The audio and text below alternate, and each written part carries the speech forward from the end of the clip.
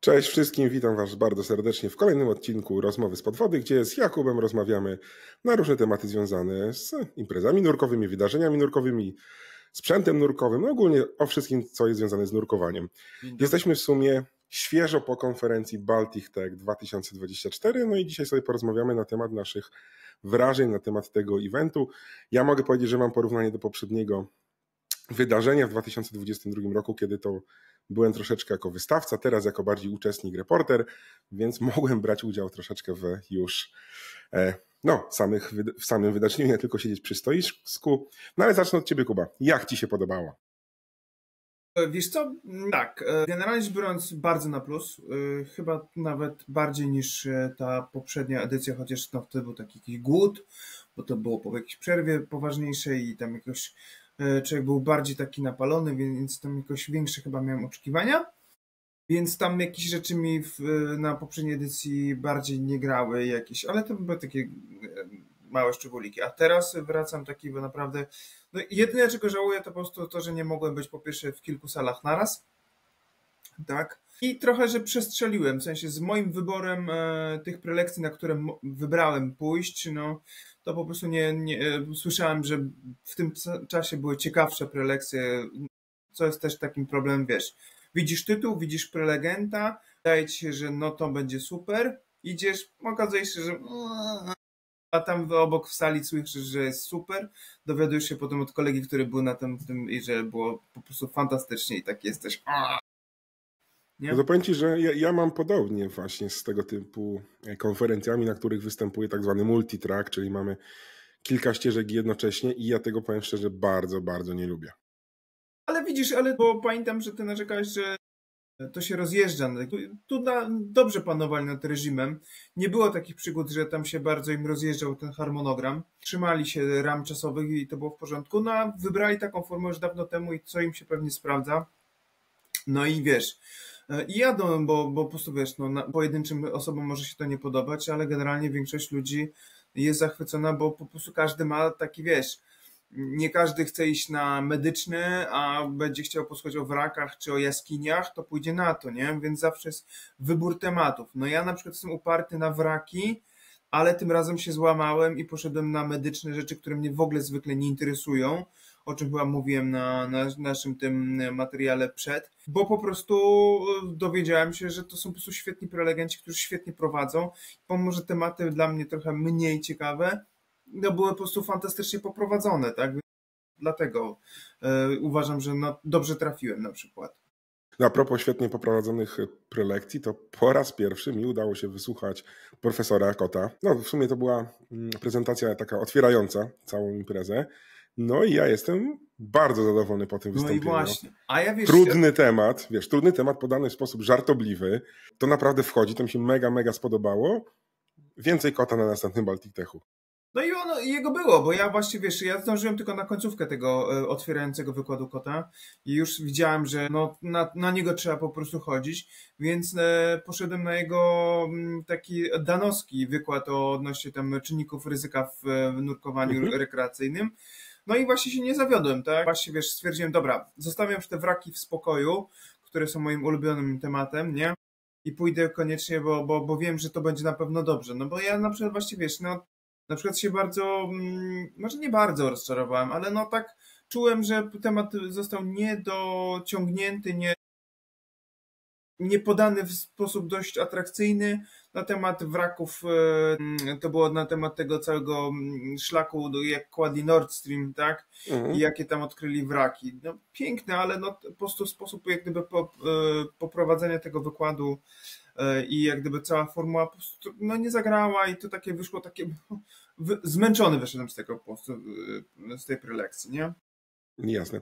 A powiedz mi, bo jak, nie wiem, czy korzystałeś ze słuchawek i z tłumacza w tym roku, jeżeli chodzi o te anglojęzyczne wykłady? Nie, wiesz co, i tak ci powiem, że oczywiście na dużej sali pewnie to mogło świetnie grać.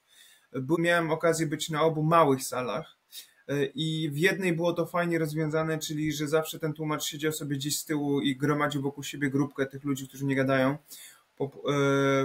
i potrzebują tłumacza i tam sobie słuchali.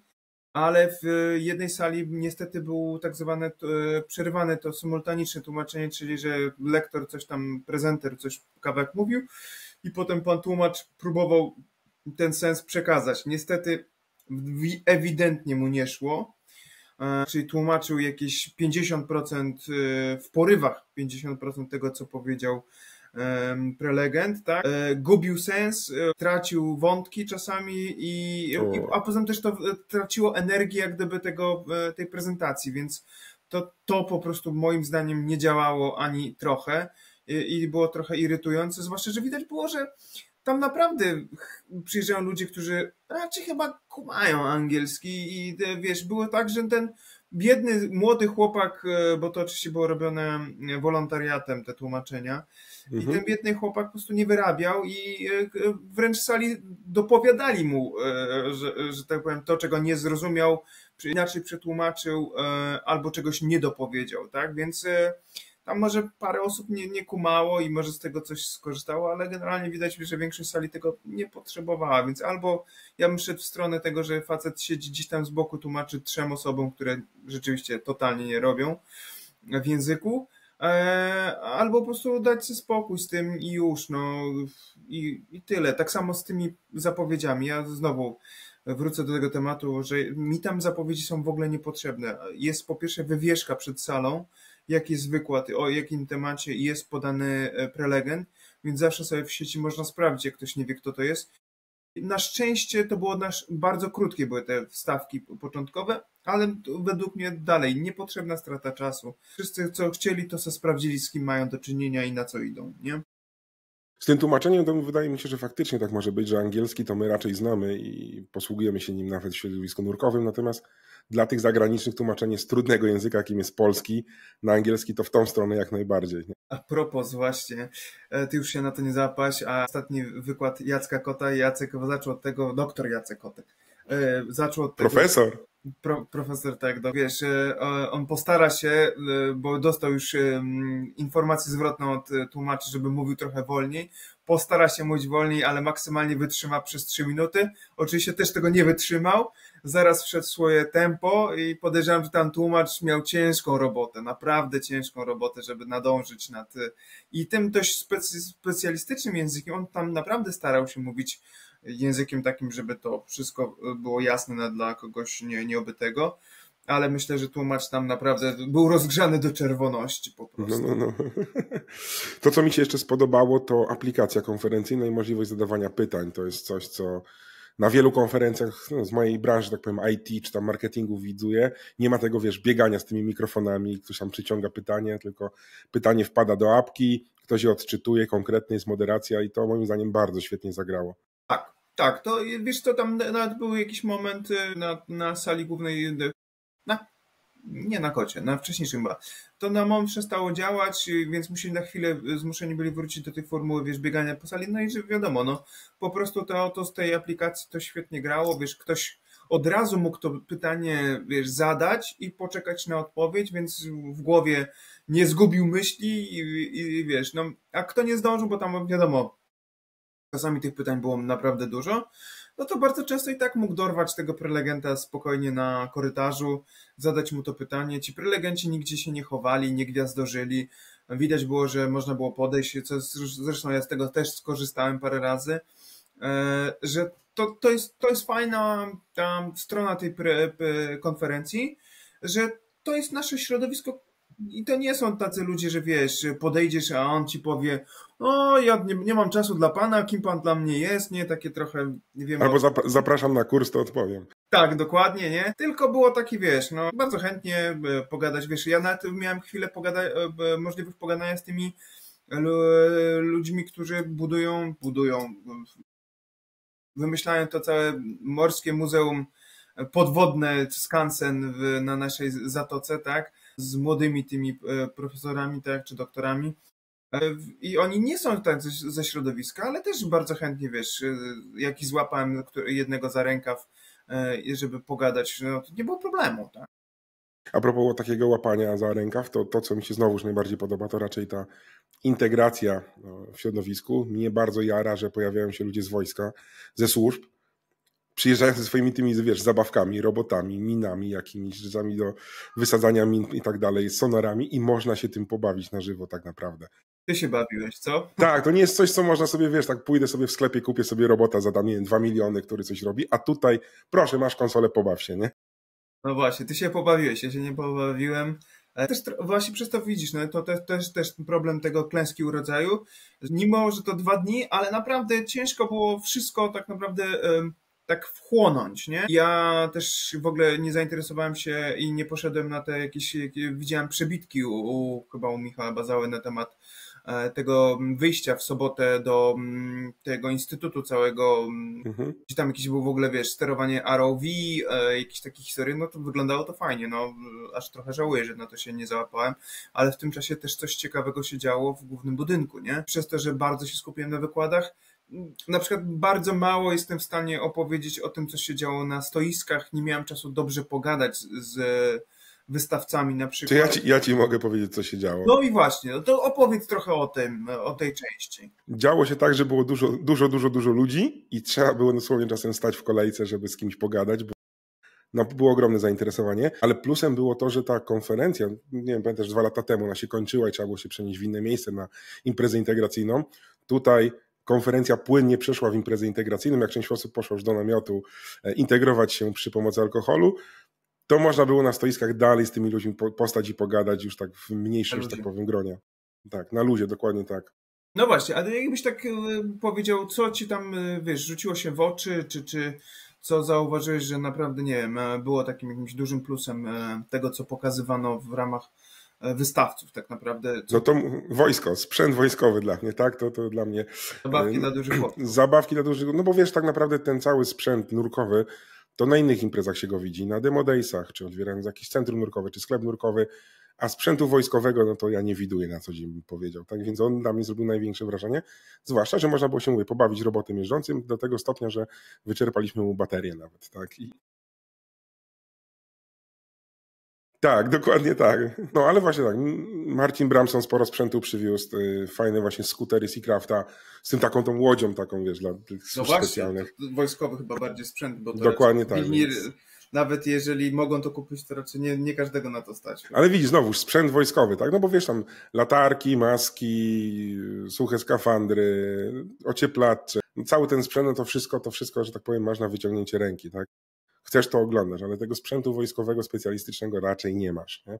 Ale premiery jakieś były takie rzeczy, że wiesz, tutaj po raz pierwszy mogłeś to zobaczyć, na przykład nowy Garmin, czyli dorosły już komputer nurkowy od Garmina, nie tylko, że zegarkowy, chociaż no właśnie ja nie miałem czasu w ogóle na przykład go sobie tam poklikać, pomacać, chociaż była taka możliwość, tak? No, dokładnie, no był, tylko widzisz, znowu z mojej perspektywy to dalej wygląda jak zegarek, to nie jest wielkości robota jeżdżącego, który wysadza miny.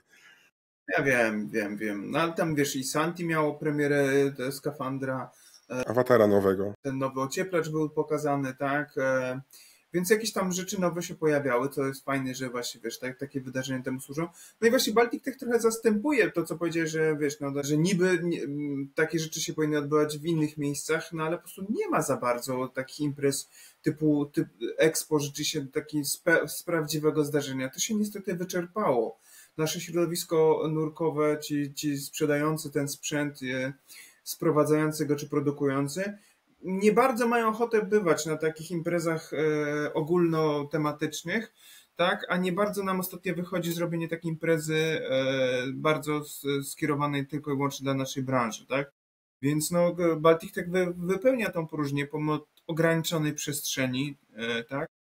I fajnie to robi, tak? No tam warto być i się wystawiać i pokazywać, co masz ciekawego w ofercie. Ja jedyne co zdążyłem, to poszedłem na stoisko Kwarka, który niedawno wypuścił nowy ocieplacz grzewczy, pełny, żeby się z nim zapoznać, bo za chwilę będę go na Festiwalu Mocy po prostu ludziom pokazywał i sam chciałem wiedzieć, na jakie rzeczy trzeba zwrócić uwagę, co tam jest ciekawego, jakie rozwiązania. Mnie to zaskoczyło, że jak już zwiedziłem wszystkie stoiska na parterze, to się jeszcze okazało, że na pierwsze piętro trzeba wejść i tam znowu są stoiska. Tam też, tak. Tak. No i jeszcze tam w namiocie troszeczkę było. Tak. Słuchaj, a taki dla ciebie najjaśniejszy jak gdyby punkt tej części wykładowej, taki, że wróciłeś i powiedziałeś, że to był chyba najlepszy w ogóle wykład ever? To właśnie pierwszy wykład profesora Kota. No ja tak samo. Wiesz, ja na początku nigdy nie słyszałem właśnie tych jego wykładów, ale temat wydawał mi się trudny, wiesz, medycyna, coś tam z medycyny lotniczej, jak robiłem licencję, no to tam się coś tu uczyłem, ale to wiesz jak to jest, nie? I mówię, przyjdę, posłucham trudnego tematu, ja sobie wyobrażałem, że przyjdzie profesor, będą trudne słowa, jeszcze pewnie po łacinie, a tu zaczynamy tak, od selfie z tłumem, od żarcików, wiedza podana w bardzo fajny, właśnie przyjemny sposób, to mi się, przystępny przede wszystkim sposób i to mi się mega, mega spodobało, no także jakbym kiedyś zaczął studiować, to już wiem u kogo. Dokładnie, ja też no właśnie wszystkie medyczne, które wybrałem po prostu mi się podobały. Byłem na nurku seniorze, bo już prawda zaczynam być w tej grupie, wiesz, że trzeba na tym dokumencie medycznym zaznaczyć, że mam już 45 lat, a co oznacza, że nie? Więc poszedłem i okazało się, że nam się środowisko nurkowe mocno postarzało, bo sala pękała w szwach. No była to mała sala, ale po prostu drzwi się nie domykały, po prostu było gorąco, turbo. Doktor Zdzisław Siczko też przekapitalnie opowiadał, wiesz, o temacie mało atrakcyjnym, wiesz, no tak, jakieś medyczne aspekty tego wszystkiego, ale to było właśnie tak podane ze swadą, z dobrą taką interakcją z publiką, umiejętność takie reagowania trochę na nastroje, no to jest niesamowity dar, więc oni tym wygrali. A tematy takie nurkowe, wiesz, gdzie bardzo nośne, fajne, atrakcyjne, no przez to, że właśnie, wiesz, no genialny był Simon Mitchell na przykład, ale on też jest anestezjologiem, jak dobrze pamiętam, wiesz, więc pewnie na konferencjach swoje zęby zjadł i też to umiał dobrze. Fajna Emi Aller odnośnie przepięknych wraków obok Sztokholmu, obok archipelagu sztokholmskiego. I też fajnie opowiadała, tylko tu właśnie trochę ona traciła na tym, że ten biedny młody tłumacz jej musiał przerywać i próbować to tłumaczyć. A najlepiej wypadli właśnie ci medyczni tak naprawdę i ich jak gdyby te tematy wygrały, bym powiedział, w przedbiegach. Tak? No właśnie, bo jak rozmawialiśmy wcześniej, to bardzo Cię interesował temat, czy wodór jest gazem przyszłości. Byłeś na tym wykładzie, rozumiem. I byłem na tym, dokładnie, na tej prelekcji, aczkolwiek to, tak jak już napisałem, zdążyłem napisać jakieś te swoje uwagi w internetach, dużo się nie dowiedziałem odnośnie tego, co i jak, aczkolwiek, że on jest tam używany, zaczął być eksperymentalnie używany w tych gazach do dużych głębokości i jakie on tam robi zmiany w tym całym tym. Ale zdecydowanie ta prelekcja była raczej nastawiona właśnie, żeby trochę tak w sposób humorystyczny przedstawić temat. On też mocno podkreślał, że to nie było dość naukowe podejście, jakie oni zastosowali w eksperymentowaniu z użyciem tego gazu, że on nie zachęca do takich prób, jakie oni tam wykonali, czyli że tak naprawdę trochę na odważnego poszli testować ten gaz, łącznie z tym, że pierwsze testy tego użycia gazu odbyły się w przydomowym basenie, gdy jeden z tych uczestników tego programu upewnił się, że żony nie ma w domu, włożył rebreathera z tym wodorem do basenu przydomowego, odpalił, schował się za budką i czekał, czy sprawdził, czy nie wybuchnie, nie? Więc no tak przedstawiony temat, bardzo humorystycznie, fajnie. Tak, rzeczywiście trochę się dowiedziałem, aczkolwiek to było to bardziej takie właśnie zajawkowe bardziej niż tam, wiesz, naukowo, tam specyficzne, że tabelki, wykresy i nie wiadomo co, tak? Człowiek wychodził potem taki, wiesz, o, moja głowa, nie? No tak. To super. A powiedz mi, byłeś na wykładzie ekipy Baltic Techowej o najnowszych odkryciach? Tak, no ale wiesz, to jest trochę samograj. To wiesz dobrze, że naprawdę, zwłaszcza jak się wypuszcza Tomka Stachurę przed publikę, no to ten człowiek to umie zrobić. To w zasadzie było jasne, że to się musi udać. Fajnie, że się zdecydowali tym razem, że Tomek sam opowiadał, bo 2 lata temu oni to wspólnie próbowali prowadzić. No było zabawnie, humorystycznie, aczkolwiek no, przez to trochę to było chaotyczne. Teraz Tomek to o tym opowiadał, bardzo sprawnie i fajnie pokazał te wszystkie rzeczy, co oni zdążyli zrobić w tym czasie, przez te 2 lata. I znowu oczywiście okrutnie im zazdroszczę, że wiesz, na zasadzie, że oni się z Lee Bishopem trochę przechwalali. No my przez te 2 lata tylko 24 wraki odnaleźliśmy, wy znaleźliście 30 coś tam, nie? Oj tam, wiesz, takie rozmowy, wiesz, chłopaków, którzy posiadają łódki i sobie mogą wypłynąć, poszukać wraków, tak jak my, wiesz, możemy wypaść na browara tak naprawdę, nie? No albo na rower, no, nie? No i takie to są powieści.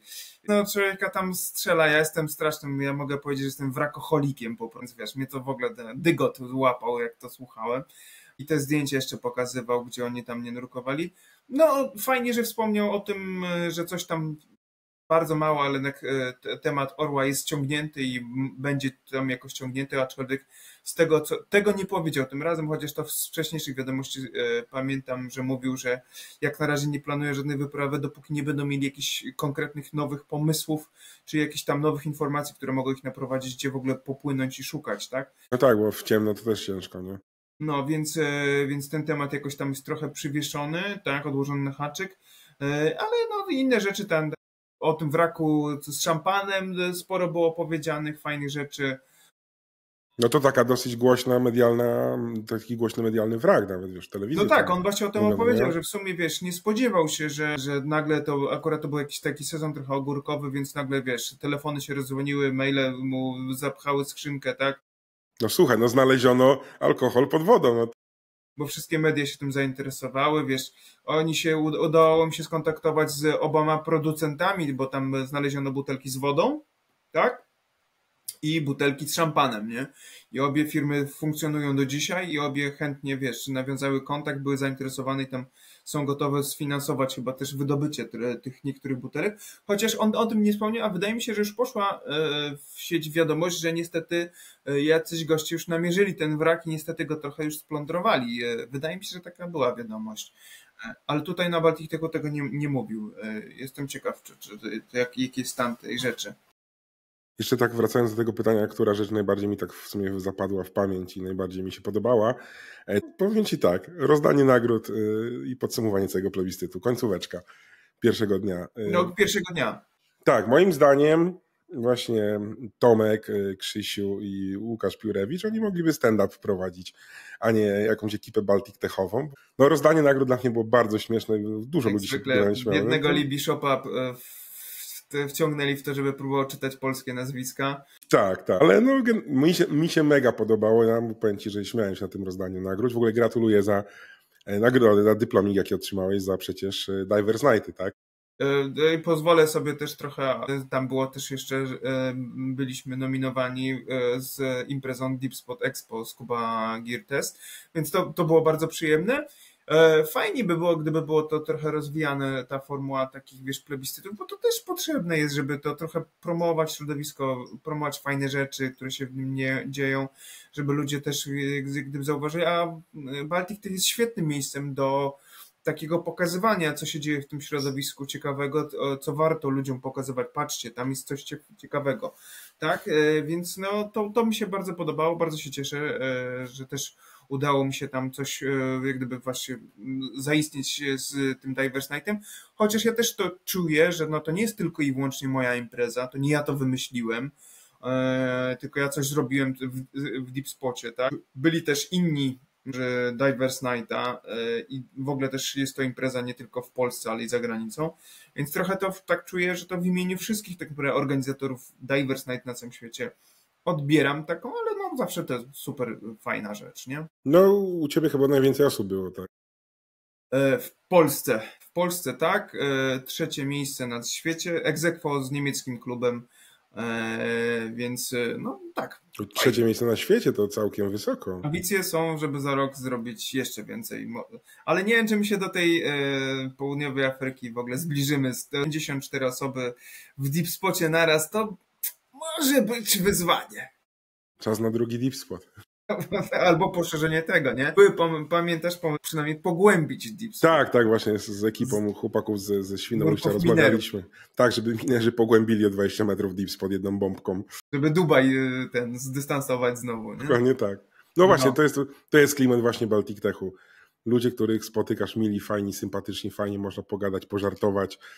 Nawet powiem szczerze, że czasem jak wiesz, siedzisz na tych forach nurkowych i czytasz wypowiedzi niektórych instruktorów, to z widłami do niego nie podchodź, tak? Potem spotykasz człowieka na Baltic Techu, to jest do rany przyłóż człowiek, nie? Więc mówię, no impreza warta odwiedzania regularnie. Tak, czasem warto wyjść z internetu, spotkać się z ludźmi bezpośrednio, żeby zobaczyć, że to nie jest tak, bo masz taki obraz potem w internecie tego środowiska, skłócone, tam wiesz, jakieś są kwasy towarzyskie, jakieś tam, wiesz, grupy wzajemnej adoracji, nie? A potem jedziesz na Baltic taki, hello, w ogóle zupełnie inna atmosfera, nie? Dokładnie tak. Także mi się mega podobało, zwłaszcza, że mówię, byłem na wykładach, impreza integracyjna bardzo fajna, bo można było iść sobie, nie wiem, potańczyć, coś pojeść, albo wrócić do tych stoisk, nie było tego sztywnego, nie wiem, to była opera wtedy czy co, ale to... Ja się czułem nurkiem seniorem, więc ja grzecznie wróciłem do domu, znaczy do apartamentu i poszedłem spać o 22. Ja też wróciłem grzecznie, ale spotkałem w moim hotelu jakąś ekipę nurków z Norwegii i skończyliśmy rozmowę o 6 albo 7 rano. Podziwiam cię. Już nie miałbym zdrowia do takich No rzeczy. powiem ci, że też nie miałem, ale temat się bardzo fajnie klei, więc to też widzisz sam fakt, że można poznać ludzi, którzy przyjeżdżają na Baltic Tech z Norwegii, tak przylatują, posłuchać na takie imprezy. Nie nurkowali jeszcze, mówi, w Polsce, wybierają się w ogóle, żeby ponurkować w Bałtyku, ale gdzieś tam w internecie zobaczyli taką konferencję, mówi, jadą. Super. Więc to pokazuje też rangę tej imprezy, że to nie jest taki, wiesz, Byli lokalna w Gdyni imprezka, tak? Tylko przylatują ludzie z Finlandii, z Norwegii. Piotrek Stus to chyba prosto, nie wiem, z Chorwacji, czy z Grecji, czy Kiwie, skąd przyleciał specjalnie, żeby na imprezę. Ja mam wrażenie, że na przykład Krzysiek Gawroński niemalże dzień wcześniej był gdzieś tam w egzotycznych krajach i już był w piątek w Gdyni, tak? Tam po zdjęciach też widziałem niektórzy prosto z samolotu praktycznie. Dokładnie tak. Więc to tak, to jest impreza międzynarodowa. Gorące nazwiska, wie, Lee Bishop, Simon Mitchell i tym Phil Short. To jest norma już na Baltic Techu. To nie jest takie, że wow, wydarzenie, tylko ci ludzie się tam pojawiają i to jest super, kapitalna sprawa. To co, trzymamy kciuki za następną edycję. Oczywiście, oby się im to tak trzymało. Ja bym tam ich w ogóle jeszcze odpytał, jakie są ich wrażenia i tak, no wiesz, też taki mam wniosek, że żeby utrzymać tą formę, trzeba jednak cały czas coś kombinować, żeby nie trzymać tego cały czas, wiesz, prostej tej utrzymania po prostu tego poziomu, tylko trzeba coś czasem wrzucić jakieś nowe pomysły, bo wiadomo, że ta formuła też się może wyczerpać.